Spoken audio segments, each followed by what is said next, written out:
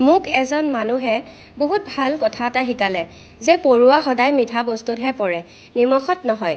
আমাক সৰুৰ পৰা শিকোৱা হয় যে ভাল মানুহ হ'ব লাগে, এজন ভাল মানুহ হোৱাটো কিমান গুৰুত্বপূৰ্ণ। তেওঁলোকে এইটো কয় যে তোমাৰ মানসিক শান্তিতকৈও মানুহে তোমাৰ বিষয়ে কি বুলি ভাবে সেইটো বেছি গুৰুত্বপূৰ্ণ।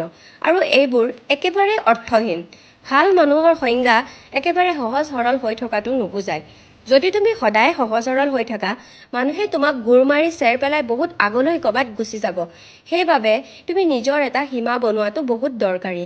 যদি তুমি মানুহক কেৱল সকলো দি গৈ আছা, তুমি কৈ আছা যে হ'ব, যি লাগে মই তাকে কৰি দিম, যি কাম থাকিব সকলো ময়ে কৰি দিম, তেতিয়াহ'লে তুমি তোমাৰ ওপৰত এটা বহুত ডাঙৰ বোজা লৈ চলি আছা।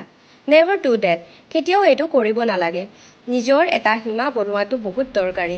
এজন ভাল মানুহ হ'বলৈ হ'লে তুমি যে সকলোকে য়েছ ক'বই লাগিব সেইটো নহয়।